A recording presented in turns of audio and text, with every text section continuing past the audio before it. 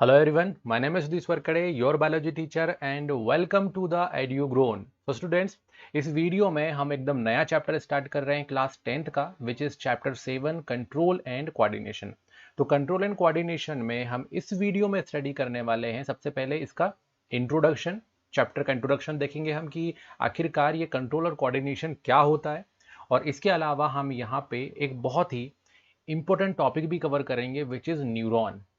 इस पूरे चैप्टर को स्टडी करने के लिए न्यूरॉन का स्ट्रक्चर और आखिरकार न्यूरॉन कैसे काम करता है ये हमको पता होना चाहिए। तो चलो बिना देर किए इस वीडियो को शुरू करते हैं। बट शुरू करने से पहले एक छोटी सी इन्फॉर्मेशन मैं आपको देना चाहूँगा कि जब भी हम स्टडी करते हैं तो हमको इसके बाद ज़रूरत पड़ती है नोट्स की। अब नोट्स के लिए आप क्या करते हो, जगह जगह बहुत सारी वेबसाइट में जाते हो, बट पूरी प्रॉपर नोट्स आपको मिल नहीं पाते।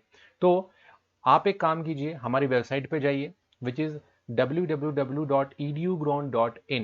ये जो वेबसाइट है इसका लिंक मैं डिस्क्रिप्शन बॉक्स में दे दूंगा। वहां पे जाके आप आपके नोट्स जो हैं वो डाउनलोड कर सकते हो। तो चलो वीडियो को हम स्टार्ट करते हैं।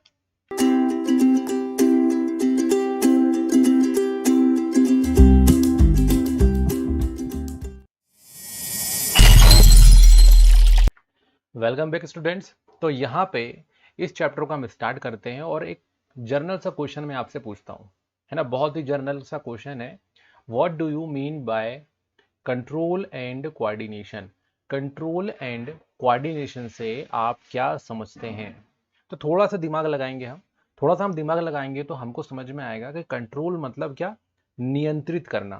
किसी चीज को हम क्या करना, उसको पूरी तरीके से नियंत्रण में ले लेना, है ना। जैसा हम चाहते हैं वैसा करना, दैट इज कॉल्ड कंट्रोल। हमारी बॉडी जो होती है या फिर किसी दूसरे ऑर्गेनिज्म की बॉडी जैसे कि प्लांट बॉडी, ये क्या करते हैं, ये इनकी बॉडी किसी एक स्पेसिफिक कंपोनेंट्स के थ्रू क्या होती है, कंट्रोल होती है। उनको भी क्या करना पड़ता है, उनको भी कोई ना कोई चीज गवर्न करती है, कोई ना कोई उस पर कंट्रोल करती है, उन पर नियंत्रण करती है ना। तो इस तरीके से होता है कंट्रोल। अब ये जो कंट्रोल है किसी भी ऑर्गेनिज्म का, वो क्या करेगा, एक स्पेसिफिक कुछ कंपोनेंट्स होंगे जो करेगा। और वो कैसे करेगा, वो करेगा with the help of coordination, मतलब एक साथ काम करना, है ना। अगर आप प्लांट और एनिमल की बॉडी को देखोगे तो आप पाओगे कि बहुत ही कॉम्प्लेक्स बॉडी है, और ये इतना कॉम्प्लेक्स है कि इसको क्या करना पड़ता है, इसको एक साथ काम करना पड़ता है। मतलब ब्रेन, है ना, उसके अलावा जो कंपोनेंट होते हैं जैसे कि आपका लीवर, तो लीवर है, किडनी है, आपका हार्ट है, इनको क्या करना पड़ता है, एक कोऑर्डिनेशन में वर्क करना पड़ता है।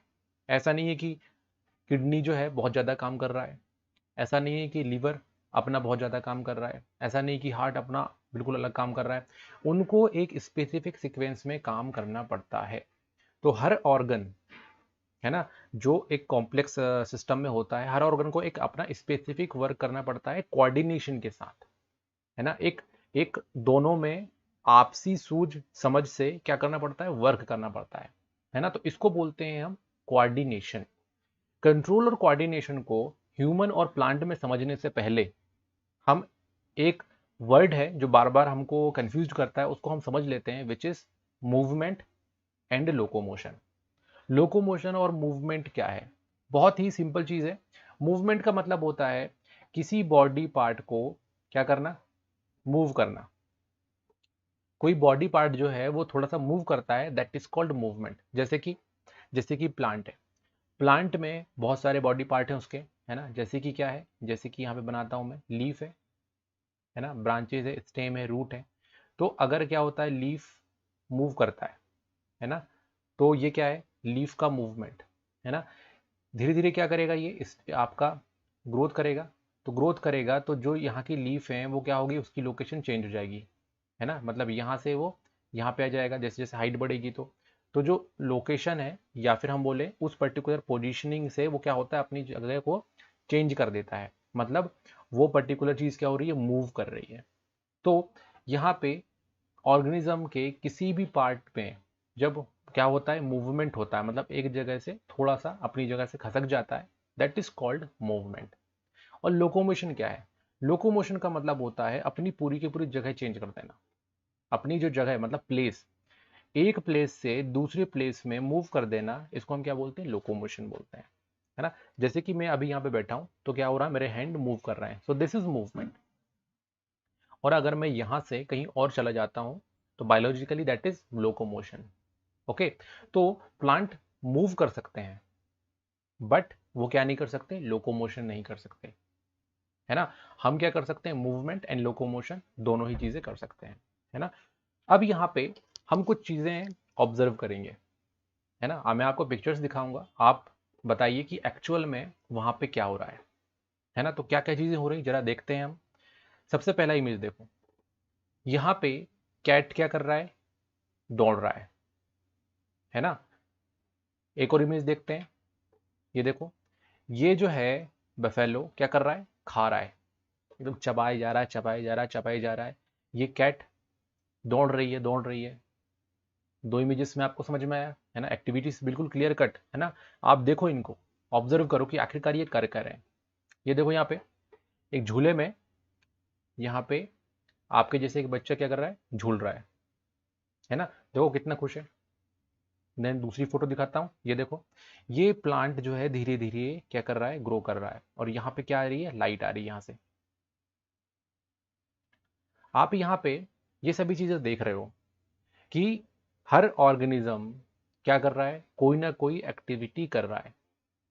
तो अब यहाँ पे हमको दिमाग लगाना है। आप सोचो जरा कि आखिरकार ये क्यों हो रहा है? आखिरकार ये जो एक्टिविटीज है, डिफरेंट डिफरेंट ऑर्गेनिजम्स जो हैं वो परफॉर्म कर रहे हैं, तो क्या रीजन होगा, क्यों कर रहे हैं? अगर मैं फर्स्ट इमेज की बात करता हूं तो हम बोल सकते हैं कि ये क्या कर रही है? ये कैट, जो कैट है, ये बेसिकली किसी माउस के पीछे रन कर रही है ना। ये किसी माउस के पीछे रन कर रही है।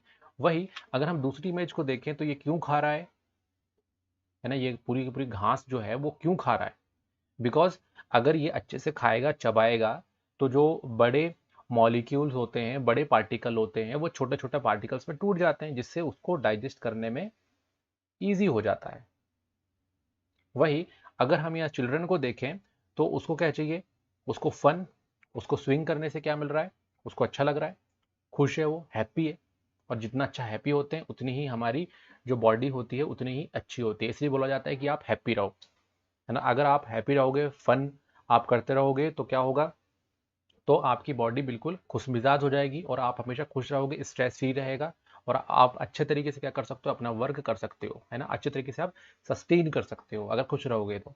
अगर खुश नहीं रहते तो वैसे ही जो दुखी रहे लोग रहते हैं उनको आपने देखा ही है कितना टेंशन में रहते हैं। वही अब हम फोर्थ इमेज की तरफ चलते हैं। क्या हो रहा है यहाँ पे? यहाँ पे जो प्लांट है वो ग्रो हो रहा है किससे? सनसाइन से। तो इस तरीके से हम देख पा रहे हैं कि जो ये एक्टिविटीज हैं इसके पीछे कुछ ना कुछ रीजन होता है। ये सारी की सारी एक्टिविटी किसी ना किसी रीजन के कारण ही हो रही है।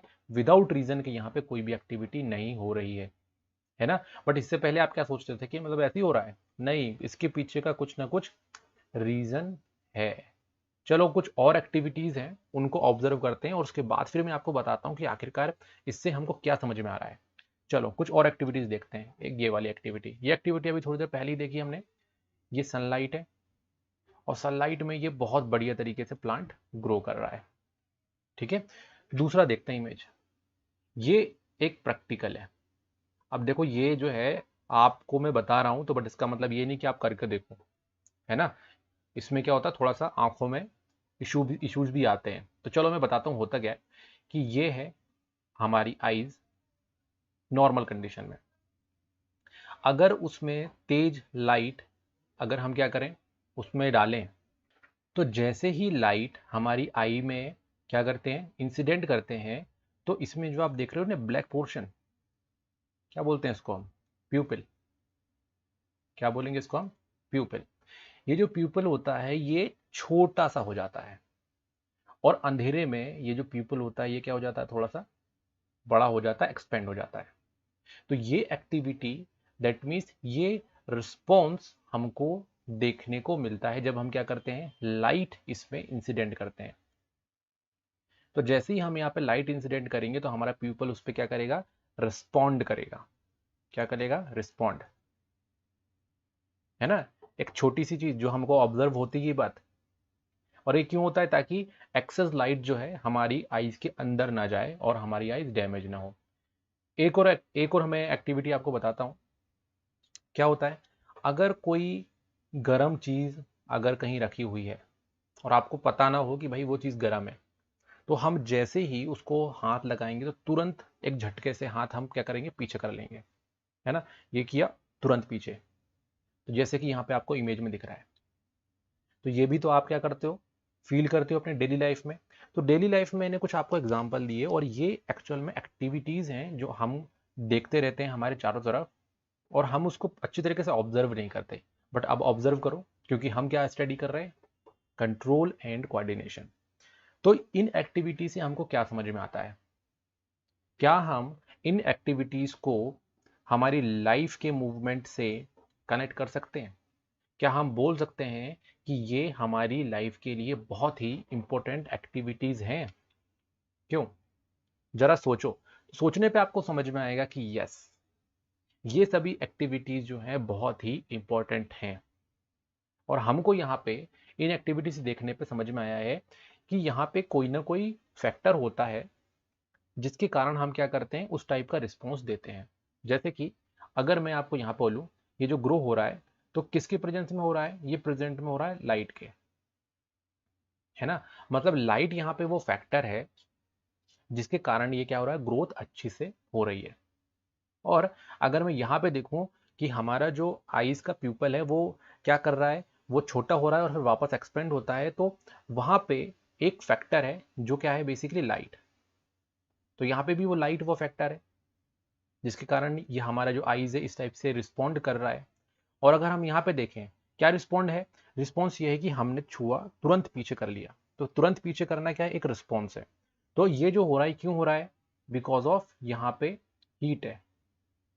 तो हीट से हम रिस्पॉन्ड कर रहे हैं, लाइट से हम इस रिस्पॉन्ड कर रहे हैं। मतलब हमारे इस इन्वायरमेंट जो होता है, अगर उसमें किसी टाइप का चेंजेस आता है तो हम क्या करते हैं, या दूसरे multi cellular organism, complex organism, या फिर कोई किसी भी ऑर्गेनिज्म की बात कर रहा हूँ, वो क्या करते हैं, वो रिस्पॉन्ड जनरेट करते हैं। ओके। और ये क्यों करते हैं, क्योंकि हमको हमारी लाइफ को क्या करना है, सेव करना है। तो we can say that we detect the changes and respond to it with movement in order to protect ourself. अपने को प्रोटेक्ट करने के लिए, अपने को बचाने के लिए, या फिर अपने आप को ग्रो करने के लिए हम ये सारी एक्टिविटीज करते हैं। क्यों होता है ये एक्टिविटीज? तो हम यहाँ पे बोल सकते हैं, these movements are response to a change in the environment of organism।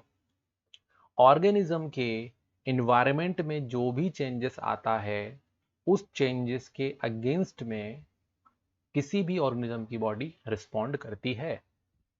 और वो जो चेंज है ना, जिसको मैंने बताया था, वो फैक्टर, क्या बोला था मैंने उसको, फैक्टर। उसको पता है, एक बहुत ही प्यारा सा वर्ड बोलते हैं उसको, बहुत ही अच्छा वर्ड है उसके लिए। क्या है उसके लिए वर्ड, याद कर लो, स्टीमुलाई। तो स्टीमुलाई क्या है, वो फैक्टर है जिसके कारण कोई भी ऑर्गेनिज्म क्या करता है, रिस्पॉन्ड जनरेट करता है। अब देखो मैं यहाँ पे एग्जांपल बताता हूँ। यहाँ पे कौन सा है आपका स्टिमुलाई, यहाँ पे स्टिमुलाई है लाइट, जिसके रिस्पॉन्ड में क्या हो रहा है, ग्रोथ प्रॉपर हो रही है। यहाँ पे भी स्टिमुलाई क्या है, लाइट, जिसके रिस्पॉन्स में आपकी जो प्यूपिल है उसका साइज चेंज हो रहा है। यहाँ पे स्टिमुलाई क्या है, यस, हीट। यहाँ पे क्या है, स्टिमुलाई हीट, जिसके कारण हमारा हाथ पीछे की तरफ जा रहा है ना। तो आपको बहुत सारी मूवमेंट और एक्टिविटीज समझ में आई होंगी जो कि हमारी लाइफ के लिए बहुत ज्यादा जरूरी होते हैं। तो यहाँ पे आप देखोगे, इनको बहुत ही अच्छे तरीके से सोचो थोड़ा सा। अगर आप सोचोगे तो आपको समझ में आएगा कि ये सारे के सारे जो मूवमेंट हैं, ये इन्वायरमेंट के रिस्पॉन्ड के कारण हो रहा है, इन्वायरमेंट चेंज के कारण हो रहा है, और बहुत ही कंट्रोल है। ऐसा नहीं कि कुछ भी हो रहा है, बहुत ही कंट्रोल्ड कंडीशन में ये चीजें हो रही हैं। जितनी जरूरत है केवल उतनी ही हो रही है, उससे ज्यादा नहीं हो रही हैं। तो बहुत ही कंट्रोल है ये। और यहाँ पे हम देखते हैं कि बहुत सारे स्टिमुलस के अगेंस्ट में ऑर्गेनिज्म क्या करते हैं, ये मूवमेंट शो करते हैं। जैसे कि लाइट के अगेंस्ट में शो किया, हीट के अगेंस्ट में शो किया, पूरा एग्जाम्पल अभी हमने देखा है इसके बारे में। और फूड और न्यूट्रिएंट्स के अगेंस्ट में भी ये करते हैं। देखो, फूड को ही थोड़ी देर पहले मैंने बताया था ना, बफेलो एकदम खाया जा रहा था, खाया जा रहा था, है ना। तो वो क्या कर रहा है वहां पे, वो चीज खा रहा है, घास खा रहा है वो। तो वो घास जो है उसको तोड़ना है, घास को क्या करना है, तोड़ना है, तो तोड़ रहा है ना उसको वो। तो इस तरीके से यहाँ पे हम देख रहे हैं स्टिमुलस के अगेंस्ट में वो रिस्पॉन्स हम देख पा रहे हैं। Activities in animal are control and coordinate by nervous and endocrine system. अब यहाँ पे आते हैं थोड़ा सा कॉम्प्लेक्स, हल्का सा कॉम्प्लेक्स, है ना। थोड़ा सा दिमाग पे जोर डालने की बात है बस। ये जो एक्टिविटीज हैं जो हमने एनिमल में देखी और प्लांट में देखी, अब यहाँ पे क्वेश्चन राइज होता है कि यार ये आखिरकार इनको कंट्रोल कौन करता है, कौन कर रहा है इनको। तो अगर मैं एक्टिविटी जो एनिमल में हो रही है उसके बारे में बताऊं तो बहुत ही सिंपल है। अगर एनिमल की बात करते हैं तो एनिमल में क्या होता है, नर्वस, इसको हम न्यूरॉन सिस्टम भी बोलते हैं, नर्वस, जिसके बारे में हम अभी बताने वाला हूं। और इसके अलावा एक और है, इसको बोलते हैं हम एंडोक्राइन सिस्टम। अभी देखो, इसको देख के घबराओ मत, ठीक है। अब एंडोक्राइन का नाम सुन लिया तो एकदम घबराओ मत कि क्या होता है सर ये एंडोक्राइन, एकदम नई चीज आ गई, हम तो नर्वस सिस्टम पढ़ने वाले हैं और एंडोक्राइन। तो एंडोक्राइन जो है एक ऐसा सिस्टम है जिसमें पता है क्या होता है, इसमें बहुत सारे आपके ऑर्गन्स होते हैं, है ना। क्या होते हैं उसमें, ऑर्गन्स होते हैं जो क्या काम करते हैं पता है, वो हार्मोन बनाते हैं। क्या बनाते हैं, हार्मोन बनाते हैं। ये जो ऑर्गन्स हैं एंडोक्राइन सिस्टम में, वो क्या बनाते हैं, हार्मोन बनाते हैं। और इन ऑर्गन को हमने एक नाम दे रखा है। क्या दे रखा है इनको, इनको एक नाम दे रखा है। क्या नाम दिया उनको, ग्लैंड्स। क्या नाम दिया इनको, ग्लैंड्स। तो मतलब ग्लैंड्स होते हैं ये जो हार्मोन बनाते हैं। और ये जो हार्मोन होते हैं ना, ये फिर क्या करते हैं, ये आपकी बॉडी को कोऑर्डिनेट करते हैं, ये आपकी बॉडी को बताते हैं कि क्या करना है। तो इस तरीके से ये सिस्टम काम करता है जिसको हम क्या बोलते हैं, एंडोक्राइन सिस्टम। तो हम सिंपली समझ सकते हैं कि एंडोक्राइन सिस्टम जो है वो सिस्टम है जिसमें जो ग्लैंड्स होते हैं, और मतलब बहुत सारे ग्लैंड्स होते हैं, और वो क्या करते हैं, स्पेसिफिक हार्मोन्स को सीक्रेट करते हैं, जिससे पूरी बॉडी क्या होती है, कंट्रोल होती है, कोऑर्डिनेट होती है। तो इसको हम बोलते हैं एंडोक्राइन सिस्टम। और नर्वस सिस्टम में क्या होता है, न्यूरॉन्स। क्या होता है, न्यूरॉन। न्यूरॉन के बारे में बिल्कुल अच्छी अच्छी इंटरेस्टिंग चीज़ें भी हम स्टडी करने वाले हैं, ठीक है। इसके अलावा अगर मैं बात करता हूँ प्लांट में, तो स्टूडेंट्स प्लांट में ना, प्लांट में न्यूरॉन नहीं मिलता। प्लांट में क्या नहीं मिलता, न्यूरॉन नहीं मिलता। तो भैया बचा क्या, हार्मोन बचा। तो प्लांट में जो कोऑर्डिनेट होता है वो हार्मोन के थ्रू होता है। किसके थ्रू होता है, हार्मोन के थ्रू, है ना। और भी चीजें हैं जो हम प्लांट में जब कोऑर्डिनेशन स्टडी करेंगे तब इसको स्टडी करेंगे। तो अभी तो आप समझ लो कि प्लांट में कोऑर्डिनेट हार्मोन के थ्रू होता है। तो अब यहाँ पे थोड़ा सा क्वेश्चन आता है कि देखो ये कंफ्यूजन जो है ये मत रखो अपने दिमाग में। व्हाट इज हार्मोन, बार बार मैं बता रहा हूँ हार्मोन हार्मोन, और सर ने बताया ही नहीं कि हार्मोन क्या होता है, तो फिर कैसे काम चलेगा। तो हार्मोन का एक छोटा सा डेफिनेशन देख लो कि हार्मोन क्या होते हैं। अभी मैंने आपको बताया कि ग्लैंड जो होते हैं ना, स्पेसिफिक टाइप के ऑर्गन, वो क्या करते हैं, इन हार्मोन को सीक्रेट करते हैं। तो हार्मोन को सीक्रेशन कौन करता है, ग्लैंड्स करते हैं। ओके। तो हार्मोन अपने आप में क्या है, अब मैंने बोला कि हार्मोन जो है बहुत सी चीज़ें एक्टिविटीज़ करेंगे, फंक्शन करेंगे। वो क्या करेंगे, दूसरों को मैसेज देंगे कि भैया ऐसा काम कर लो, ऐसा काम कर लो, नहीं करोगे तो फिर तो प्रॉब्लम आ जाएगी। तो हार्मोन क्या हुआ, हार्मोन एक सब्सटेंस है। और किस टाइप का सब्सटेंस है, ऑर्गेनिक सब्सटेंस है। तो एक लाइन तो बिल्कुल सिंपल होगी कि हार्मोन्स आर ऑर्गेनिक सब्सटेंस, है ना। और पता है ये किससे बनते हैं मिलकर, प्रोटीन से मिलकर बनते हैं ये। किससे मिलकर बनते हैं, प्रोटीन से मिलकर बनते हैं ये हार्मोन। ऑर्गेनिक सब्सटेंस है, प्रोटीन भी ऑर्गेनिक सब्सटेंस ही है। ओके। तो ये हार्मोन जो है ऑर्गेनिक सब्सटेंस है, जो कौन सीक्रेट करता है, प्लांट भी सीक्रेट करता है और एनिमल भी सीक्रेट करता है। एनिमल में ग्लैंड्स होते हैं जो सीक्रेट करते हैं ये काम, ठीक है। तो सीक्रेट करने का काम जो है आपके ग्लैंड्स करते हैं। तो एनिमल प्लांट दोनों ही क्या करते हैं, इस हार्मोन को सीक्रेट करते हैं, जो कि एक ऑर्गेनिक सब्सटेंस है। ये क्या करता है, बहुत सारी फिजियोलॉजिकल एक्टिविटीज और आपके बॉडी को क्या करता है, मेंटेन करता है। क्या करता है, यहाँ पे ये मेंटेन लिखा है ना, मेंटेन करता है किसको, आपकी बॉडी की जो कंडीशन है उसको। जैसी बॉडी है वैसे ही बने रहने को क्या बोलते हैं हम? होम्योस्टेसिस। जैसे आपकी बॉडी का टेम्परेचर कितना है 37 डिग्री सेल्सियस, अंदर की बॉडी का टेम्परेचर कितना है 37 डिग्री सेल्सियस, है ना। आपके सॉल्ट का एक स्पेसिफिक कॉन्सेंट्रेशन है, आयन का स्पेसिफिक कॉन्सेंट्रेशन है। तो भाई वैसी की वैसी कंडीशन जब तक आपकी बॉडी में बनी रहेगी जब तक तो ठीक है, लेकिन अगर वो कंडीशन चेंज हुई, आपकी बॉडी का टेम्परेचर चेंज हुआ अंदर से, तो क्या होगा? आपको प्रॉब्लम क्रिएट होना स्टार्ट हो जाएगा। तो बेसिकली जैसी आपकी बॉडी है वैसे ही आपको मेंटेन करना पड़ता है, और ये जो मेंटेन करता है इसको हम क्या बोलते हैं? होम्योस्टेसिस। तो ये हार्मोन जो होते हैं ये होम्योस्टेटिस को मेंटेन करने में हेल्प करते हैं, और इसके अलावा आपके जो फिजियोलॉजिकल एक्टिविटीज होती हैं बॉडी में उन सभी को भी रेगुलेट करने का काम ये हार्मोन करते हैं, है ना। तो बहुत ही इंपॉर्टेंट वर्क है हार्मोन्स का। चलो आते हैं, बढ़ते हैं हम थोड़ा सा आगे ह्यूमन के कंट्रोल कोऑर्डिनेशन सिस्टम पे। क्या स्टार्ट कर रहे हैं अब हम स्टार्ट कर रहे हैं ह्यूमन में कंट्रोल एंड कोऑर्डिनेशन सिस्टम कैसे वर्क करता है, कैसा उसका स्ट्रक्चर है। तो स्टूडेंट्स यहाँ पे मैं आपको बताना चाहूँगा कि ह्यूमन में जो कंट्रोल और कोऑर्डिनेशन होता है वो दो तरीके से होता है। एक होता है आपके न्यूरॉन के थ्रू, जिसको हम क्या बोलते हैं, ये फर्स्ट पॉइंट डालता हूँ मैं, न्यूरॉन सिस्टम। और दूसरा होता है हमारा एंडोक्राइन सिस्टम से। अब यहाँ पे बार बार आप कंफ्यूज होगे कि भाई न्यूरॉन सिस्टम सर बोल रहे हैं, एंडोक्राइन सिस्टम सर बोल रहे हैं, दो सिस्टम है मतलब हमारी बॉडी में। अब दोनों सिस्टम, बट हमको कहाँ पता, हमने तो देखा ही नहीं, अभी तक हमने चैप्टर पढ़ा ही नहीं, तो हमने पता ही नहीं है कि न्यूरॉन सिस्टम का है और एंडोक्राइन सिस्टम का है। तो स्टूडेंट्स न्यूरॉन सिस्टम है ये, है ना, एकदम बढ़िया सा डायग्राम। क्या है? ये है न्यूरॉन सिस्टम।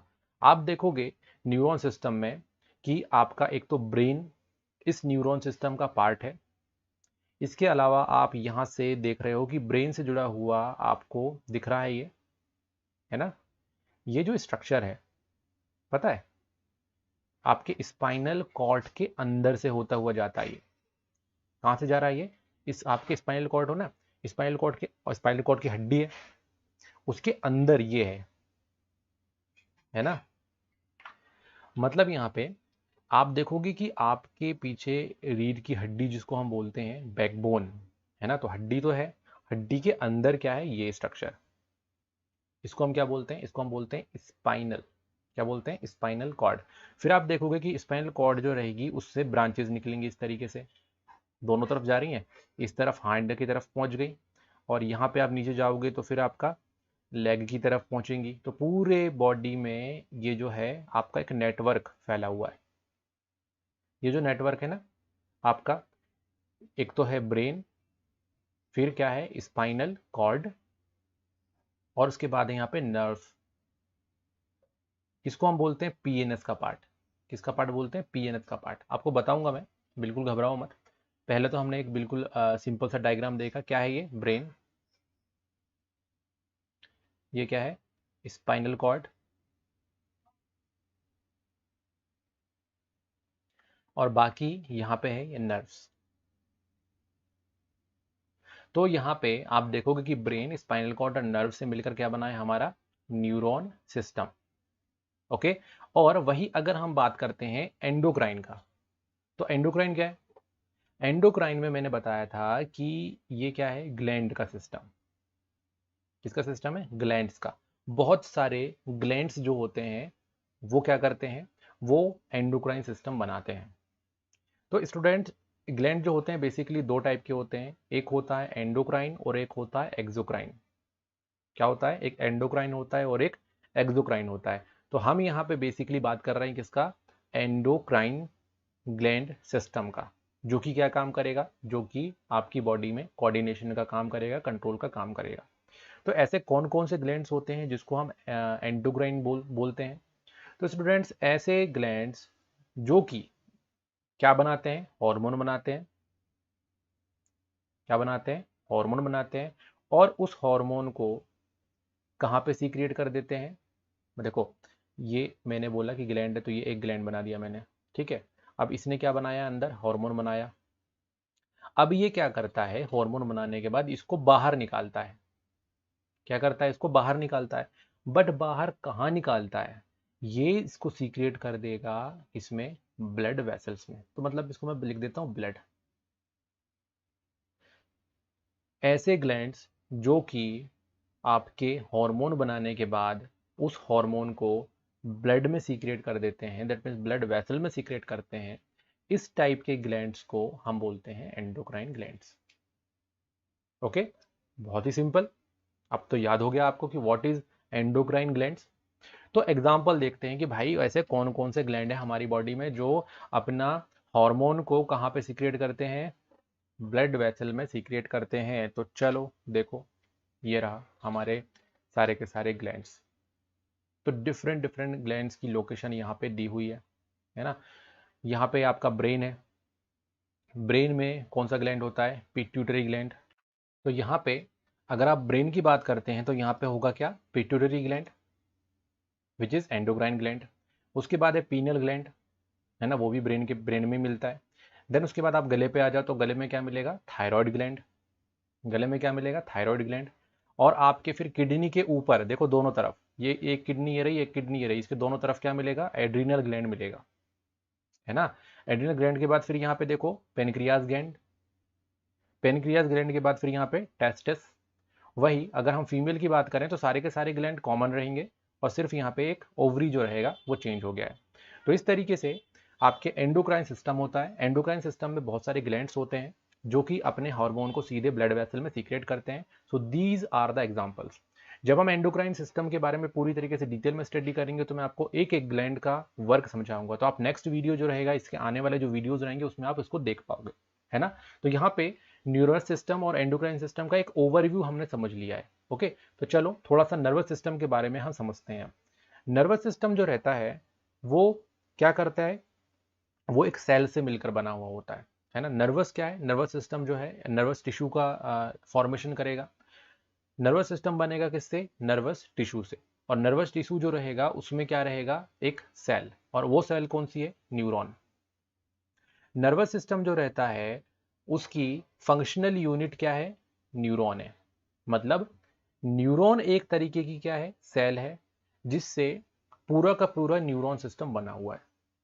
तो न्यूरॉन सिस्टम में जो न्यूरॉन सेल है आखिरकार वो कैसे रहता है, कैसे ज्वाइंट रहता है। देखो ये एक सेल है, सेल का डायग्राम बिल्कुल अलग है ना। तो आपको बहुत इजी तरीके से याद हो जाएगा ये, है ना, बिल्कुल अलग टाइप का है। बट यहाँ पे क्वेश्चन है कि आखिरकार एक न्यूरॉन दूसरे न्यूरॉन से कनेक्ट होकर किस तरीके से बनाता है। तो स्टूडेंट्स यहाँ पे मैंने आपको ये डायग्राम दिखाया था जिसमें ब्रेन का पार्ट है, देन उसके बाद आपका स्पाइनल कॉर्ड है, देन उसके बाद नर्व्स हैं। तो यहाँ पे आप देखो कि ये जो पूरा का पूरा जो स्ट्रक्चर बना है ये बहुत सारे सेल से मिलकर बना है। और वो सेल कौन सी है, ये रही वो सेल, ये है नर्व सेल। नर्व सेल को आप देखोगे तो आप पाओगे कि इसमें जो है आपके डिफरेंट डिफरेंट पार्ट है। एक पार्ट ये रहा जो कैसा दिख रहा है, एकदम आपके हाथ की तरह, ये देखो हाथ है। अब आप हाथ को बस ऐसा करो, ये बन गया बिल्कुल आपका न्यूरॉन का स्ट्रक्चर। क्या बन गया, न्यूरॉन का स्ट्रक्चर। और यहाँ पे बना दो सिर्फ छोटा सा सर्कल, बन गया, याद आ गया।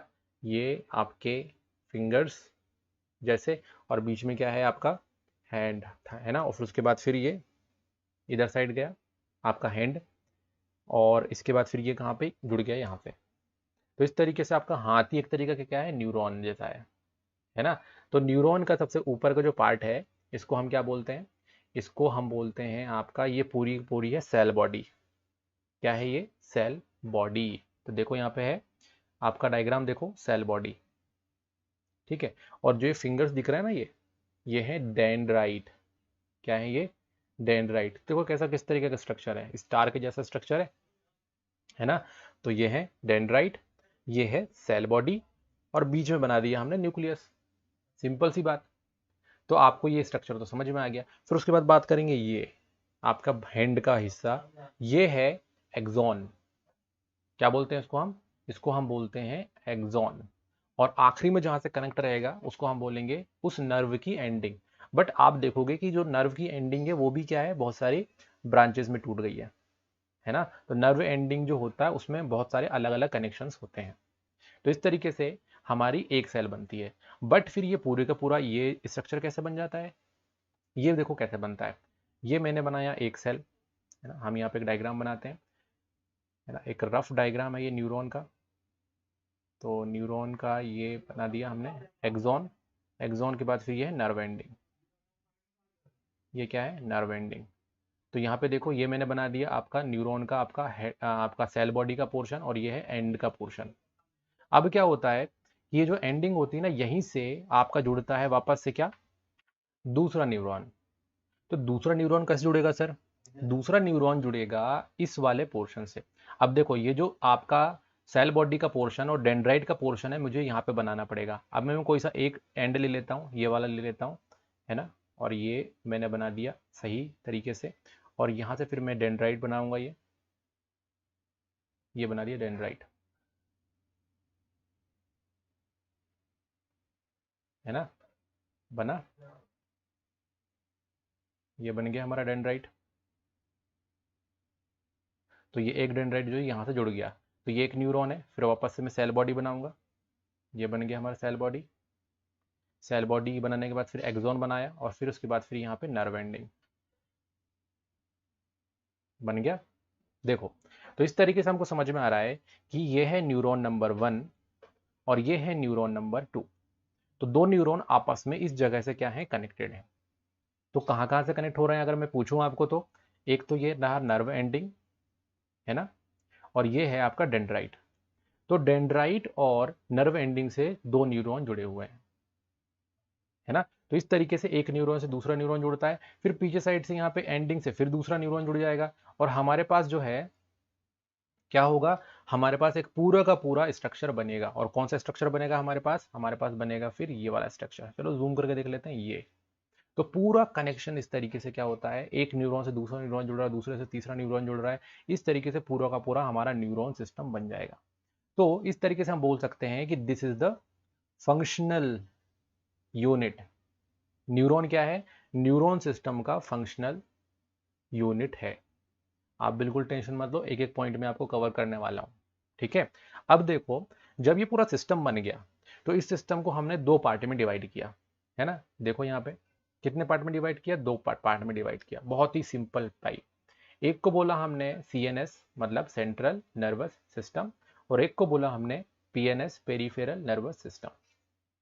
क्या बोला, एक को सीएनएस और एक को बोला पीएनएस। अब बोलोगे सर ये हमको ये तो समझ में आ गया कि न्यूरॉन से मिलकर ये पूरी की पूरी स्ट्रक्चर्स बने हुए हैं, तो अभी सीएनएस और पीएनएस क्या आ गया। अब ये जब पूरा स्ट्रक्चर कॉम्प्लेक्स बन गया, तो इसको हमको समझने के लिए इसको डिवाइड तो करना पड़ेगा। न्यूरॉन का तो ये तो सेल है बस, ये तो सेल है, बट ये क्या है, ये सिस्टम के दो पार्ट है। तो देखो, ये है ब्रेन, ये है स्पाइनल कॉर्ड, है ना, और यहाँ पे है नर्व। तो जो सीएनएस होता है उसमें ब्रेन और स्पाइनल कॉर्ड आते हैं। ब्रेन प्लस स्पाइनल कॉर्ड मिलके क्या बनाता है, सेंट्रल नर्वस सिस्टम। और बाकी की सारी नर्व्स अदर देन ब्रेन और स्पाइनल कॉर्ड सभी क्या बनाती हैं, पेरिफेरल नर्वस सिस्टम। इस न्यूरॉन सिस्टम को हम ह्यूमन ब्रेन में स्टडी करेंगे। अभी हम बात करेंगे न्यूरॉन की, है ना। तो चलो न्यूरॉन की बात कर लेते हैं। अब आपको मैं डिटेल में बताता हूँ न्यूरॉन के बारे में। तो न्यूरॉन का सेल का स्ट्रक्चर अभी हमने देखा। तो मैं आपको एक चीज बताता हूँ जो कि बहुत ही इंपॉर्टेंट है, हमारी बॉडी से रिलेटेड है वो, और वो क्या है, रिसेप्टर्स। क्या है वो चीज, रिसेप्टर। रिसेप्टर हम स्टडी करते हैं, और रिसेप्टर स्टडी करने के बाद फिर मैं आपको इसी डायग्राम में वापस लेके चलूंगा। अब यहाँ पे रिसेप्टर क्या नई चीज आ गई, रिसेप्टर जो है वो कहां से आ गया। रिसेप्टर बेसिकली क्या है, रिसेप्टर जैसा कि नाम से समझ में आता है, रिसीवर। किसी चीज को रिसीव करने वाला क्या होगा, रिसेप्टर होगा, है ना। किसी चीज को रिसीव करने वाला रिसेप्टर। तो देखो स्टूडेंट्स, क्या होता है कि हमारी बॉडी में कुछ स्पेसिफिक ऑर्गन्स हैं जिनमें क्या मिलता है, जिनमें रिसेप्टर्स मिलते हैं। क्या मिलते हैं, जिनमें रिसेप्टर्स मिलते हैं। और वो जो रिसेप्टर रहते हैं उनका काम रहता है कि इंफॉर्मेशन को रिसीव करना, फैक्टर को रिसीव करना। क्या किसका काम है, रिसेप्टर का काम है। तो ये बहुत ही स्पेसिफिक स्ट्रक्चर्स होते हैं जो सेल में रहते हैं, है ना। आपका ऑर्गन है, ऑर्गन किससे मिलकर बना हुआ है भाई, टिश्यू से मिलकर बना है। टिश्यू किससे मिलकर बना है, सेल से मिलकर बना है। तो ये जो होते हैं सेल, इन जो स्पेसिफिक ऑर्गन जिनके बारे में बताऊंगा मैं कौन से ऑर्गन की बात कर रहा हूँ मैं, है ना। घबराओ मत कि अरे अब ऑर्गन बोल दिया, वो ऑर्गन कौन सा है। तो जो ऑर्गन है उसके जो सेल्स होते हैं उनमें ये स्ट्रक्चर होते हैं जिनको हम क्या बोलते हैं, रिसेप्टर बोलते हैं। और इनका काम क्या रहता है, उस इंफॉर्मेशन को रिसीव करना, उन इंफॉर्मेशन को ग्रहण करना।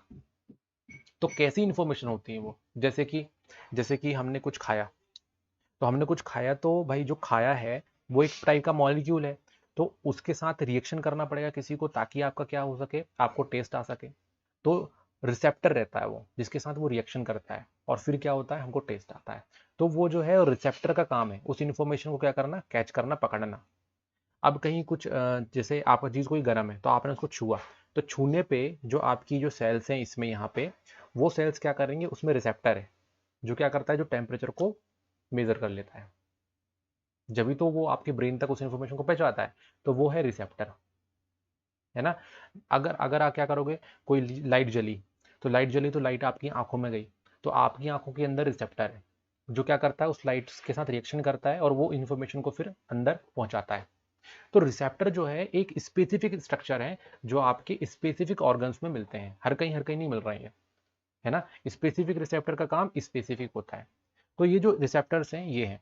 चलो मैं आपको इसका डेफिनेशन बता देता हूँ, बहुत ही simple. Receptor are specialised structure found in sense organs. कौन से ऑर्गन में मिलता है, सेंस ऑर्गन में मिलते हैं। कितने सेंस ऑर्गन होते हैं, पढ़ा होगा पहले, 5। कितने सेंस ऑर्गन होते हैं, 5 सेंस ऑर्गन होते हैं। देखेंगे अभी कौन कौन से सेंस ऑर्गन है, फिर उसमें देखेंगे कि उसमें रिसेप्टर कौन से मिलते हैं। तो ये जो सेंस ऑर्गन होते हैं इसमें हमको स्पेशलाइज्ड स्ट्रक्चर मिलते हैं जो कि क्या है, रिसेप्टर हैं। ये रिसेप्टर क्या करते हैं कि भैया इंफॉर्मेशन को कलेक्ट करते हैं और फिर उसको पहुंचा देते हैं नर्वस सिस्टम में। कहाँ पहुंचा देते हैं, नर्वस सिस्टम में। कौन से नर्वस सिस्टम में, जो अभी थोड़ी देर पहले ही पढ़ा, न्यूरॉन को पहुंचा देते हैं। नर्वस सिस्टम में पहुंचा देते हैं मतलब किसको पहुंचा देते हैं, न्यूरॉन को पहुंचा देते हैं। तो भैया इसमें ऐसा है कि ये रिसेप्टर है कोई, ये देखो ये रिसेप्टर बोला मैंने, इसमें क्या हुआ, इसमें इंफॉर्मेशन गई, इस रिसेप्टर ने उसको पकड़ा, कलेक्ट किया उसको, और कहाँ पहुंचा दिया, आपके न्यूरॉन में। तो ये कनेक्ट कनेक्ट क्या है, यहाँ से न्यूरॉन कनेक्ट है ये देखो ये न्यूरॉन बना देता हूँ मैं। इन्फॉर्मेशन को कलेक्ट किया और कलेक्ट करके किसको पहुंचा दिया, न्यूरॉन को पहुंचा दिया, है ना। तो यही काम होता है रिसेप्टर का। तो स्टूडेंट्स अब हम देखते हैं सेंस ऑर्गन में कि भाई कहाँ कहाँ पे ये न्यूरॉन में, मतलब कौन कौन से सेंस ऑर्गन में ये रिसेप्टर होते हैं। तो यहाँ पे मैंने आपको 5 जो सेंस ऑर्गन है वो बताया, और ये है ब्रेन। ब्रेन मतलब यहाँ पे न्यूरॉन, है ना। तो ये क्या करेगा, सभी इंफॉर्मेशन को कहाँ पहुंचाएगा, न्यूरॉन में पहुंचा देगा, मतलब न्यूरॉन सिस्टम में पहुंचा देगा, है ना। चलो एक एक आप एक एक रिसेप्टर के बारे में बताता हूँ कि कौन सा रिसेप्टर कहाँ मिलता है। सबसे पहले हम रिसेप्टर की बात करेंगे कान की। कान में कौन सा रिसेप्टर मिलता है, इसके अंदर हमको जो रिसेप्टर मिलता है उसको हम बोलते हैं फोनो रिसेप्टर। भाई फोन, हेलो करते हैं ना, फोन कान में लगाते हैं, फोन को क्या बोल दिया, उसको फोनो रिसेप्टर। तो कोई भी पूछेगा कि सर वो कान में कौन सा रिसेप्टर मिलता है, तो बोल दो फ़ोन से याद कर लो, हाँ फ़ोन लगाते हैं कान में हम, तो फ़ोन और रिसेप्टर मिलता है उसमें। क्या काम है, ईयर में प्रेजेंट होता है, आपको हीयरिंग का काम करता है। आप जो हीयरिंग सुन रहे हो वो इसी रिसेप्टर के कारण सुन रहे हो। ये रिसेप्टर खराब तो आप भी नहीं सुन पाओगे। इसके अलावा आपकी बॉडी का बैलेंस भी बनाता है, चलते फिरते रहते हो तो आप बैलेंस बना हुआ रहता है ना, बिकॉज ऑफ दीज फोनो रिसेप्टर्स। फोनो रिसेप्टर्स के बारे में अगला बात करेंगे हम यहाँ पे नोज की। नोज में आपके अंदर कुछ रिसेप्टर्स होते हैं सेल्स में। कौन से रिसेप्टर्स होते हैं वो, उनको हम बोलते हैं ओल फैक्ट्री। क्या बोलते हैं उसको हम, ओल फैक्ट्री। ओल फैक्ट्री रिसेप्टर नोज में प्रेजेंट होते हैं जो कि हमको स्मेल का अंदाजा लगाती है। स्मेल को क्या करती है, वो ऑब्जर्व करती है कि हाँ ठीक है कुछ स्मेल आ रही है। स्मेल भी तो क्या है, पार्टिकल है स्मेल भी। भाई कोई भी चीज़ आप गर्म करते हो, चीज़ें करते हो, अगरबत्ती जलाओगे तो क्या पार्टिकल्स मूव करते हैं, वो पार्टिकल आपके कहाँ जाएंगे, नोज में जाएंगे। नोज में क्या होंगे, सेंसर्स होंगे। कौन से सेंसर्स होंगे, कौन से रिसेप्टर्स होंगे, ये होंगे ओल फैक्ट्री रिसेप्टर, है ना। याद हो गया, ओल फैक्ट्री, फैक्ट्री से याद कर लो भैया, फैक्ट्री है, फैक्ट्री। ओल फैक्ट्री रिसेप्टर कहाँ पे है, नोज में। देन अगला है गैस्ट्रेटरी। गैस्ट्रेटरी नाम से ही समझ में आ जाना चाहिए, गैस्ट्रेटरी। गैस्ट्रेटरी मतलब माउथ से रिलेटेड है। और माउथ में कहाँ पे, टंग। ये जो आप टंग देख रहे हो ना, इसको मैं ऊपर एरो लगा देता हूँ, टंग में। टंग में कौन से रिसेप्टर्स हैं, आपके टंग में, जीभ में कौन से रिसेप्टर हैं, गैस्ट्रेटरी रिसेप्टर्स हैं। और ये गैस्ट्रेटरी रिसेप्टर जो रहते हैं क्या करते हैं, टेस्ट को डिटेक्ट करते हैं। तो बहुत ही सिंपल है, ओल फैक्ट्री, फैक्ट्री नाक में, फैक्ट्री का नाक में। देन आपका गैस्ट्रेटरी, है ना। गैस्ट्रेटरी मतलब कोई डाइजेशन से, समझ में आ रहा है, डाइजेशन जो है वो बेसिकली आपके माउथ से स्टार्ट होता है, तो वहीं पे होगा लिफ्ट, है ना। तो आपके जो सॉरी टंग, तो टंग जो है वहीं पे क्या है, उस टंग में सेल्स में कौन सा रिसेप्टर है, गैस्ट्रेटरी रिसेप्टर, जिसके कारण आपको टेस्ट आता है। अगर ये गैस्ट्रेटरी रिसेप्टर किसी के सही काम नहीं करते तो उसको टेस्ट नहीं आता है। बहुत से बच्चे बोलते हैं सर हमको तो टेस्ट आते ही नहीं, भाई तो क्या है, प्रॉब्लम है, गैस्ट्रेटरी रिसेप्टर में प्रॉब्लम है। अगली है हमारा यहाँ पे देखो, स्किन, छूना, किसी चीज को छूते हैं ना, तो पता है वहां पे कौन से रिसेप्टर्स होते हैं, छूते हैं तो हमको टेम्परेचर फील होता है, गरम, कितना गरम है, किसी को छुओगे तो हाँ ये गरम है ना। किसी गरम आपके आपके मोबाइल जो है धीरे धीरे गर्म हो जाता होगा, हाथ लगाओगे तो गर्म है। तो गर्म जो है वो उसको हम बोलते हैं थर्मोमीटर से करते हैं ना। गर्म चीज़ों को किससे करते हैं, ऑब्जर्व। गर्म चीज़ों को ऑब्जर्व करने के लिए क्या होता है, थर्मामीटर। तो हमारे इसमें भी एक थर्मामीटर लगा हुआ है स्किन में। कौन सा थर्मामीटर लगा हुआ है, थर्मो रिसेप्टर्स लगे हुए हैं भाई।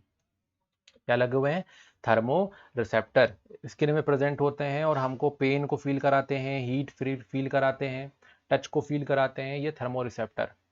याद करना कितना आसान हो गया ना। फिंगर में क्या लगा है, थर्मामीटर लगा हुआ है, यानी कि थर्मो रिसेप्टर। आपकी फैक्ट्री कहाँ लगी हुई है, नोज में लगी हुई है। आपके गैस्ट्रेटरी कहाँ पे लगा हुआ है, टंग में लगा हुआ है। आपके कान में क्या है, फोनो। और अब लास्ट आ जाते हैं आंखें, देखना। देखते किससे हैं हम, लाइट से देखते हैं, और लाइट का दूसरा नाम क्या है, लाइट का दूसरा नाम है फोटो। लाइट का दूसरा नाम क्या है, फोटो। आइंस्टीन ने दिया था फोटोन, आइंस्टीन ने क्या दिया था, फोटोन, तो वहीं से क्या निकला, फोटो। तो लाइट से क्योंकि हम इस रिस्पॉन्ड जनरेट करते हैं, आंखें जो है वो उसी से रिस्पॉन्स जनरेट करती है और उसी का नाम देखती है, इसलिए इसको हम बोलते हैं फोटो रिसेप्टर। फोटो को ऑब्जर्व करने वाला, है ना। तो किसके लिए यूज होता है, विजुअल के लिए, जो भी चीजें हम देखते हैं इसी से ही देखते हैं। चलो तो सारे के सारे रिसेप्टर हमको पता चल गए हैं। अब हम बात करेंगे किसका, न्यूरॉन सेल का। अभी न्यूरॉन सेल के बारे में मैंने काफी कुछ आपको बता दिया है, बट अब हम पॉइंट वाइज देखेंगे इसको। जो न्यूरॉन सिस्टम होता है वो किससे मिलकर बनता है, नर्वस टिश्यू से मिलकर बनता है। नर्वस टिश्यू जो होता है वो कौन सी सेल से मिलकर बनता है, आपके न्यूरॉन सेल से मिलकर बनता है ना। डिस्कस कर लिया हमने, तो बिल्कुल अब मज़ा आ रहा होगा, याद भी हो गया होगा आपको। नर्वस सिस्टम किससे बनता है, नर्वस टिश्यू से। नर्वस टिश्यू किससे मिलकर बनता है, नर्व सेल से। तो नर्व सेल के बारे में हमको समझना जरूरी है। तो इस तरीके से न्यूरॉन जो है वो बेसिकली क्या है, हमारा फंक्शनल यूनिट है। अगर हम बात करते हैं नर्वस सिस्टम काम क्या करता है, तो देखो, नर्वस सिस्टम जो है, नर्वस सिस्टम आपके इंफॉर्मेशन को रिसीव करता है इन्वायरमेंट से, है ना। जो भी चीज़ होती है उसको रिसेप्टर के हेल्प से क्या करेगा, पहले रिसीव करेगा। रिसीव करने के बाद उस इन्फॉर्मेशन को पूरी बॉडी में पहुंचा देगा, और उस पर्टिकुलर इन्फॉर्मेशन के अकॉर्डिंग हमारी बॉडी एक्ट करेगी, है ना। और कैसे एक्ट करेगी, या तो मसल से एक्ट करेगी या तो फिर ग्लैंड से एक्ट करेगी, है ना। जैसे कि सपोज करो कि कोई गर्म चीज़ रखी हुई है, मैंने उसको हाथ लगाया, तो इन्वायरमेंट कैसा है, बिल्कुल चेंज है। तो इन्वायरमेंट क्या रहेगा, इन्वायरमेंट को मेरी जो स्किन सेल होगी, वो जो आपके थर्मो रिसेप्टर्स हैं वो उसको एब्जॉर्ब मतलब ऑब्जर्व करेंगे, फिर उस इन्फॉर्मेशन को क्या करेगा, वो इन्वायरमेंट है, वो इन्वायरमेंट की इन्फॉर्मेशन को नर्वस सिस्टम तक लेके गया। नर्वस सिस्टम से फिर वो पूरी बॉडी में आपकी सर्कुलेट होगी। फिर हमारी बॉडी क्या करेगी, मतलब जो इन्फॉर्मेशन है न्यूरॉन के थ्रू हमारे कहाँ तक गया, जहाँ पे उसको वर्क करना है वहाँ तक गया। और फिर उसने क्या किया, ऑब्जर्व किया कि भाई क्या करना है, तो क्या डिसीजन लेंगे हम डिसीजन लेंगे कि हमको हाथ हटाना है। तो हाथ हटाने के लिए हम किसका यूज़ करेंगे, हाथ हटाने के लिए यूज़ करेंगे हम मसल्स का। किसका यूज़ करेंगे, मसल्स का यूज़ करेंगे। तो यहाँ पे हम देखेंगे कि जिस चीज़ की ज़रूरत होगी उसके अकॉर्डिंग हम अपना वर्क या फिर रिस्पॉन्ड करेंगे। तो यही काम किसका है, नर्वस सिस्टम का काम है ना। और मसल्स के अलावा और दूसरा तरीका क्या होता है, ग्लैंड से। ग्लैंड को भी एक्टिवेट कर देती है ये, जिसके कारण हमारी ग्लैंड्स एक्टिवेट होती हैं और वो हार्मोन सीक्रेट करेंगी, डिफरेंट डिफरेंट टाइप के कंपोनेंट सीक्रेट करेंगे, जिसके कारण हमारी बॉडी उसके अगेंस्ट में रिस्पॉन्ड दे पाएगी। So this is the function of neuron system. इस तरीके से हम यहाँ पे बोल सकते हैं कि अ neuron is structural and functional unit of nervous system. ये बिल्कुल अच्छे तरीके से हमको क्या हो गया है, समझ में आ गया है ना। फंक्शन समझ में आया। इन्वायरमेंट चेंज होगा, उससे इंफॉर्मेशन रिसीव करेगा, ये इंफॉर्मेशन को बॉडी में पहुंचाएगा, फिर बॉडी उसके अकॉर्डिंग रिस्पॉन्ड देगी, यानी कि हटाना। ठीक, चलो अब हम बात कर लेते हैं थोड़ा सा स्ट्रक्चर का।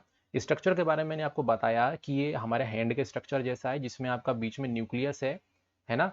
और आपके जो फिंगर्स जो बोल रहे हैं उसको हम बोलते हैं डेंड्राइट, और बीच वाला पोर्शन होता है सेल बॉडी, मतलब ये डेंड्राइट जो रहेगा कॉर्नर में रहेगा। फिर यहाँ से कहाँ पे जाएंगे, सेल बॉडी में जाएंगे। सेल बॉडी के बाद फिर आएगा आपका एक्सॉन, एक्सॉन के बाद फिर नर्व एंडिंग। बहुत ही ईजी है। So the neuron is a highly specialised cell, ये बहुत ही स्पेशलाइज्ड सेल होती है, क्योंकि डिजाइन ही आपको समझ में आ रहा होगा कितना कितना अलग टाइप का सेल है ये, है ना। डेंड्राइट है, डेंड्राइट से फिर उसके बाद सेल बॉडी है, सेल बॉडी के बाद एक्सॉन है और फिर नर्व एंडिंग है। इसको ऐसा ही याद रखो जैसे मैंने बताया, क्योंकि ये बहुत ही इंपॉर्टेंट है। एक और क्वेश्चन सॉल्व हो जाएगा इससे आपका। डेंड्राइट, सेल बॉडी, एक्सॉन और नर्व एंडिंग, है ना। DCAN, क्या बोल दिया मैंने, DCAN, dendrite, cell body, axon और नर्व एंडिंग। तो ये है हमारा पूरा का पूरा स्ट्रक्चर। अब यहाँ पे मैंने बताया कि नर्व एंडिंग से फिर क्या होगा भाई, ये दूसरे जो न्यूरॉन होंगे ये कनेक्ट हो सकते हैं इससे। देखो, अब देखो बढ़िया सा डायग्राम, फिर ये आ गया वापस नर्व एंडिंग, है ना बढ़िया। तो ये नर्व एंडिंग वापस आ गया। तो इस तरीके से एक नर्व से दूसरी नर्व जुड़ती है। और स्टूडेंट्स एक और चीज़ बताता हूँ मैं, कि इससे हम बताएं कुछ जो स्पेसिफिक आपकी सेल, जैसे कि मसल सेल, यहाँ पे देखो मसल सेल बनाता हूँ मैं। ये मसल सेल्स भी क्या होती हैं, आपस में जुड़ जाती हैं। ये है मसल्स, एम लिख देता हूँ मैं यहाँ पे। तो नर्व से मसल और दूसरी टाइप की सेल्स भी जुड़ती हैं, और नर्व से आपकी क्या, नर्व भी जुड़ती है। इस बात को ध्यान रखना, ठीक है। नर्व से, नर्व एंडिंग से मसल सेल्स भी जुड़ती हैं, ग्लैंड सेल्स भी जुड़ती हैं, और इससे आपके दूसरे जो रिसेप्टर सेल्स होती हैं वो भी, जिनमें क्या होते हैं, रिसेप्टर्स होते हैं, वो भी इससे कनेक्टेड होती हैं इसी तरीके से। और एक नर्व से दूसरी नर्व भी कनेक्ट हो सकती है। तो यहाँ पे आपके दो चीज़ें कनेक्ट हो सकती हैं, या तो मसल्स भी कनेक्ट हो सकती हैं या फिर न्यूरॉन भी कनेक्ट हो सकता है। न्यूरॉन के भी डिफरेंट डिफरेंट टाइप होते हैं। तो इस तरीके से हमने अपना स्ट्रक्चर देख लिया कि हमारा स्ट्रक्चर क्या है। फंक्शन भी देखेंगे, टेंशन मत लो, फंक्शन भी हम देखने वाले हैं। न्यूरॉन जो होता है कौन कौन से पार्ट होते हैं, पहले हम उसके बारे में देख लेते हैं कौन कौन से पार्ट हैं। So this is the diagram. एक और देखो यहाँ पे चीज़ है जो मैंने अभी आपको नहीं बताई। देखो ये कलर ब्लू ब्लू कलर का आपको दिख नहीं रही है, इसको हम माइलिन शीथ बोलते हैं। क्या बोलते हैं इसको हम, माइलिन शीथ। मैं बताऊंगा आपको माइलिन शीथ क्या होता है। एक एक करके देखते हैं हम सारे के सारे पार्ट्स को। सबसे पहले हम बात करेंगे सेल बॉडी को। सेल बॉडी ये रही, ठीक है। सेल बॉडी के अलावा यहाँ पे सबसे इंपॉर्टेंट कंपोनेंट डेंड्राइट भी है ना। तो डेंड्राइट जो होता है वो क्या काम करता है, डेंड्राइट जो बेसिकली आपको, आपके लिए ये क्या करेगा, ये कनेक्ट होगा किसी भी पर्टिकुलर सेल से। ये जो डेंड्राइट होता है ना, इसमें मैं क्या करता हूँ, एक सेल कनेक्ट कर देता हूँ। ये देखो, ये सेल मैंने कनेक्ट कर दिया। तो ये क्या होता है, इंफॉर्मेशन इस सेल से कहाँ पे पहुंचती है, डेंड्राइट में पहुंचती है। जैसे इस सेल में कुछ भी हलचल हुई तो वो किस में पहुंचेगी, इंफॉर्मेशन इस डेंड्राइट में पहुंचेगी, और इस डेंड्राइट से ये इंफॉर्मेशन कहाँ पहुंचेगी, सेल बॉडी में पहुंचेगी, है ना। और सेल बॉडी में जब पहुंचेगी तो फिर क्या करेगा, फिर ये इंफॉर्मेशन से एक रिएक्शन होगा और वहां पे जनरेट होगा इलेक्ट्रिकल इम्पल्स। क्या जनरेट होगा यहाँ पे, इलेक्ट्रिकल इम्पल्स, है ना, इलेक्ट्रिसिटी का। तो वो जो इलेक्ट्रिकल इम्पल्स होगा, बेसिकली वही इंफॉर्मेशन को एक जगह से दूसरी जगह पहुंचाने के लिए हमारा क्या है, हमारा रिएक्शन है। तो चलो सेल बॉडी के बारे में बात कर लेते हैं। सेल बॉडी जो होता है स्टार शेप का होता है, और इसमें मार्जिन में क्या होते हैं, हेयर लाइक स्ट्रक्चर होते हैं। ये हेयर लाइक स्ट्रक्चर जो होते हैं इनको हम क्या बोलते हैं, डेंड्राइट बोलते हैं। और जो डेंड्राइट रहते हैं ये इंफॉर्मेशन को रिसीव करते हैं in the form of chemical, chemical information के फॉर्म में इनको क्या करेंगे, इस इन्फॉर्मेशन को रिसीव करेंगे। तो भाई जो भी यहाँ से सेल से इन्फॉर्मेशन यहाँ पे जा रही है, किस फॉर्म में जा रही है, केमिकल इन्फॉर्मेशन है वो, ठीक है। और फिर ये सेल बॉडी में जाएगी और फिर क्या जनरेट करेगी, इलेक्ट्रिकल इम्पल्स। तो यहाँ पे आप देखोगे ये तो हो गया हमारा सेल बॉडी। सेल बॉडी के बाद फिर आगे चलते हैं हम एक्सॉन पे। एक्सॉन जो होता है वो टेल है न्यूरॉन का, है ना। न्यूरॉन का क्या है, पूंछ है। ये देखो न्यूरॉन की पूंछ क्या है, एक्सॉन। और ये जो एक्सॉन रहता है ये, इसमें आखिरी में क्या होते हैं, हेयर के जैसे स्ट्रक्चर्स होते हैं, ये देखो एंड में, जिसको हम क्या बोलते हैं, आपके नर्व एंडिंग बोलते हैं, ठीक है। नर्व एंडिंग या फिर एक्सॉन टर्मिनल भी अगर कहीं दिख जाता है तो कंफ्यूज मत होना। एक्सॉन टर्मिनल यानी कि इस एक्सॉन का आखिरी हिस्सा, और नर्व एंडिंग दोनों एक ही बात है, ओके। तो एक्सॉन टर्मिनल और नर्व एंडिंग इसमें मिलते हैं। और एक्सॉन टर्मिनल जो रहता है वो इंफॉर्मेशन को आगे रिले कर देता है। रिले का मतलब समझ रहे हो क्या होता है, रिले मतलब यहाँ पे मेरे पास कोई चीज़ है मैंने आपको दे दी, क्या बोलूँगा इसको मैं, रिले बोलूँगा, है ना। मेरे पास भाई एक पेन है, ये लो भैया पेन ले लो, आपने पेन क्या करा, ले लिया, इसको हम क्या बोलते हैं, रिले। तो ये क्या करता है, इंफॉर्मेशन को रिले करता है। अब एक्सॉन के बाद में हाँ एक और इम्पोर्टेंट कंपोनेंट है जो मैंने आपको बताया ब्लू ब्लू कलर का था, उसको हम बोलते हैं क्या, माइलिन शीथ, है ना। ये जो यहाँ पे है ना, ये क्या है, माइलिन शीथ। अभी जो माइलिन शीथ है आखिरकार ये काम क्या है भैया, ये जो क्या है, ये एक्सॉन के ऊपर ही तो लगा हुआ है। ये देखो एक्सॉन के ऊपर ही तो लगा हुआ है, तो एक इंसुलेटर की तरह वर्क करता है ना। तो कवरिंग करेगा ये किसको, आपके एक्सॉन को स्ट्रेंथ देने का काम करेगा यहाँ पे। तो इस तरीके से सेल बॉडी जो रहती है उसमें आपके हेयर लाइक स्ट्रक्चर होंगे जिसको डेंड्राइट बोलेंगे। डेंड्राइट क्या करता है, इन्फॉर्मेशन को रिसीव करता है और कहाँ पे जाएगा वो जाएगा सेल बॉडी में। सेल बॉडी में फिर क्या जनरेट होगा, इलेक्ट्रिकल इम्पल्स जनरेट होगा। जो एक्सॉन जो है वो आपका टेल पार्ट है, और टेल पार्ट है उसके एंड में टर्मिनल में नर्व एंडिंग होती है, जहाँ से क्या होता है आपके इन्फॉर्मेशन यानी कि इलेक्ट्रिकल इम्पल्स को क्या करता है, रिले कर देता है नेक्स्ट सेल में, है ना। नेक्स्ट सेल जो हो सकती है न्यूरॉन हो सकती है और मस्कुलर सेल भी हो सकती है, ठीक है। और इसके अलावा इसमें माइलिन शीथ मिलता है, एक्सॉन के ऊपर की कवरिंग जो कि उसको क्या कर रहा है, इंसुलेटर, और इसके अलावा उसको स्ट्रेंथ भी देने का काम कर रहा है। देखो न्यूरॉन जो होते हैं वो दो टाइप के, मतलब तीन टाइप के हो सकते हैं। अगर मैं उनको स्पेसिफिक एग्जैक्ट टाइप में देखूं तो तीन टाइप के वो हो सकते हैं, है ना।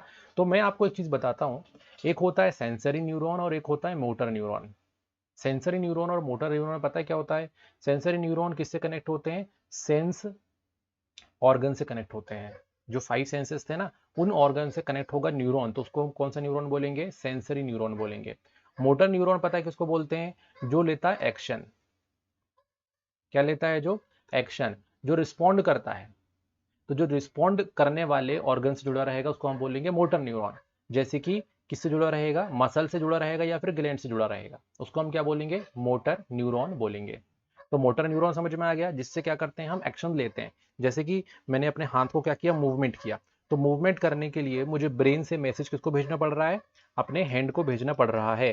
तो मेरा जो कनेक्शन है न्यूरॉन का, मैं किस न्यूरॉन की हेल्प ले रहा हूँ, मोटर न्यूरॉन की हेल्प ले रहा हूँ। मुझे कहीं पे भागना है तो मैं कौन से न्यूरॉन की हेल्प लूंगा, मोटर न्यूरॉन की हेल्प लूंगा, क्योंकि मुझे अपने माइंड से अपनी मसल को क्या पहुंचाना है, इन्फॉर्मेशन पहुंचाना है। तो उस न्यूरॉन को जो कि मसल से या फिर ग्लैंड से कनेक्टेड रहती है उसको हम मोटर न्यूरॉन बोलते हैं।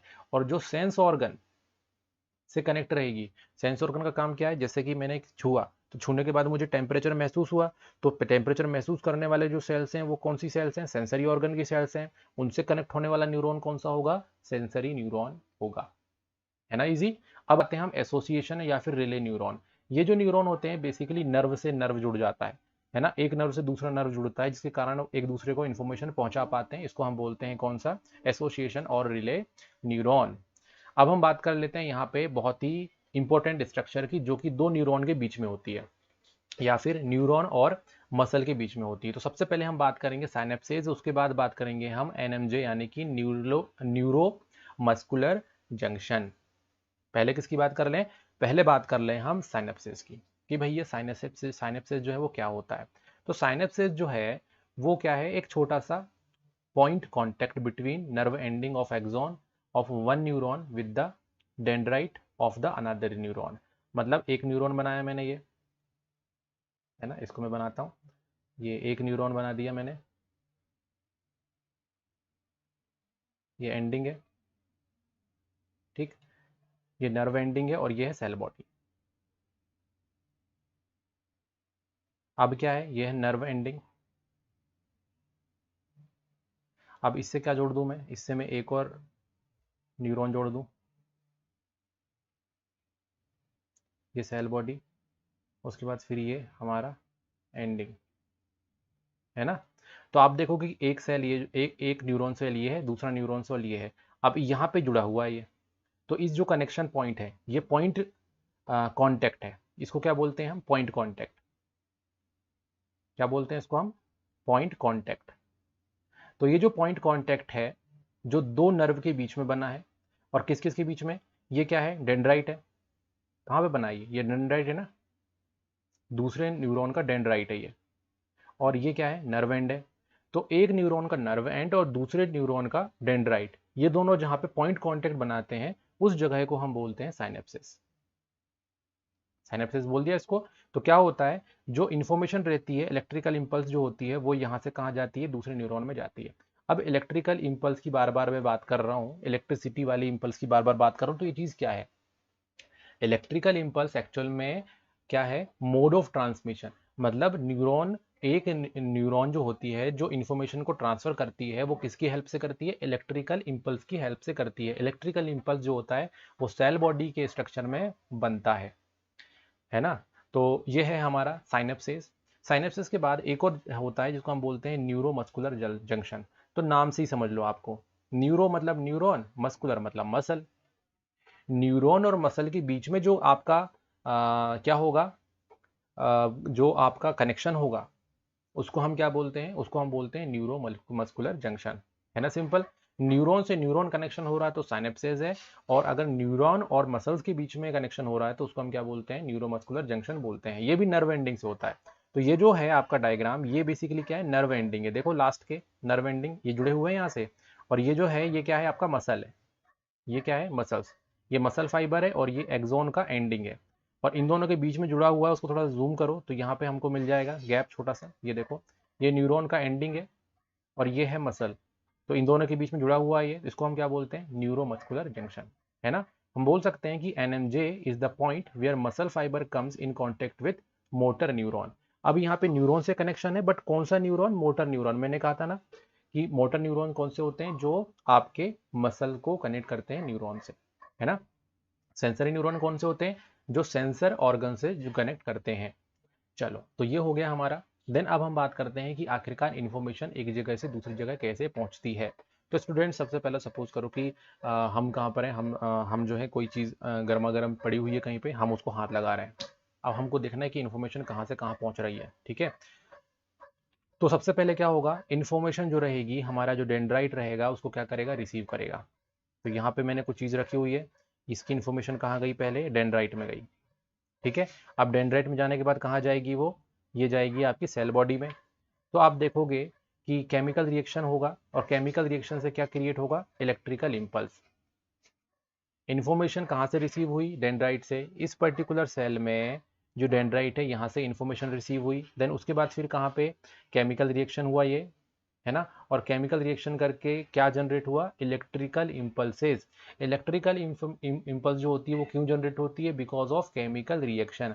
और ये जो केमिकल रिएक्शन होती है, ये क्यों होती है? क्योंकि हमको क्या मिला है? कोई इन्फॉर्मेशन बाहर से आई है। कहाँ से?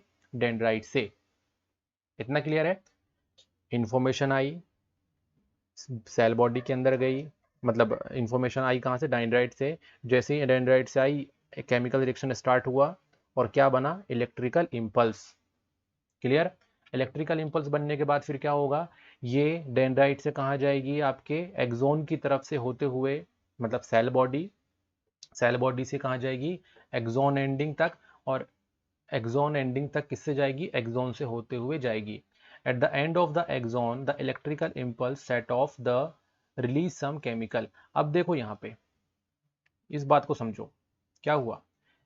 इंफॉर्मेशन डेंड्राइट से अंदर आई, केमिकल रिएक्शन हुआ, इलेक्ट्रिकल इम्पल्स जनरेट हुआ।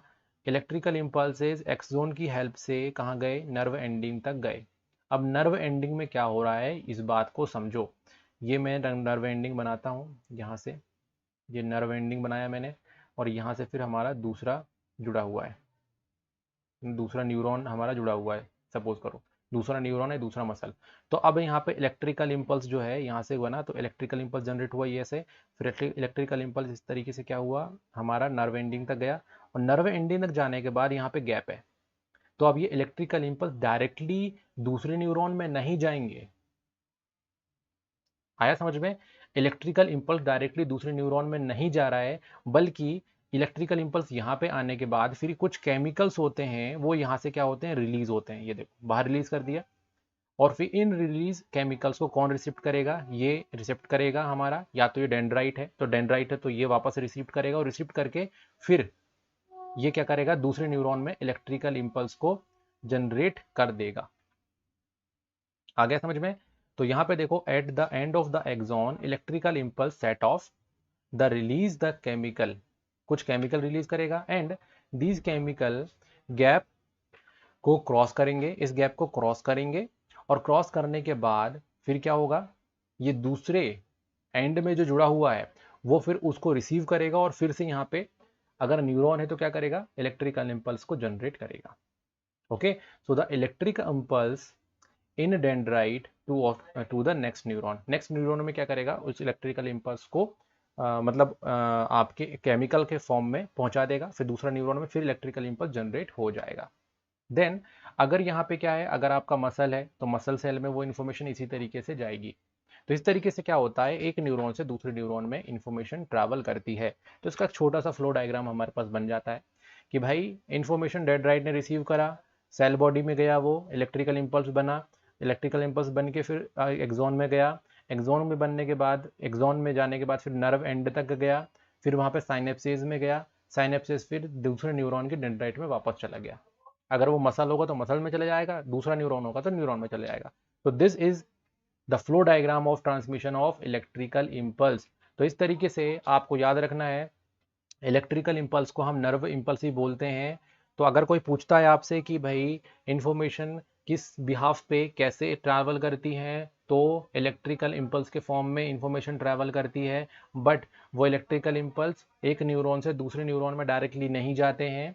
पहले क्या होता है आपका, जैसे ही नर्व एंडिंग में इलेक्ट्रिकल इम्पल्स आता है, वहाँ पे फिर क्या होता है, केमिकल रिलीज कर देता है, वो कुछ सब्सटेंस रिलीज कर देता है, और साइनेप्सिस से होते हुए कहाँ जाता है, दूसरे नर्व के डेंड्राइट में जाता है, फिर डेंड्राइट में फिर वो उसको रिसीव करेगा और फिर आपका इलेक्ट्रिकल इम्पल्स दूसरे में जनरेट होगा और फिर वो आगे तरफ जाएगा। तो इस तरीके से यहाँ पे ट्रांसमिशन होता है नर्व इम्पल्स का। तो हमने यहाँ पे पूरा का पूरा स्टडी कर लिया है हमारे नर्व के बारे में। अब आगे हम स्टडी करेंगे हमारे ब्रेन के बारे में, है ना, और रिफ्लेक्स एक्शन के बारे में। तो मिलते हैं हम नेक्स्ट वीडियो में। इस वीडियो को देखने के लिए थैंक्स, और इसके अलावा नोट्स के लिए आप हमारी वेबसाइट edugrown.in पे जाएं।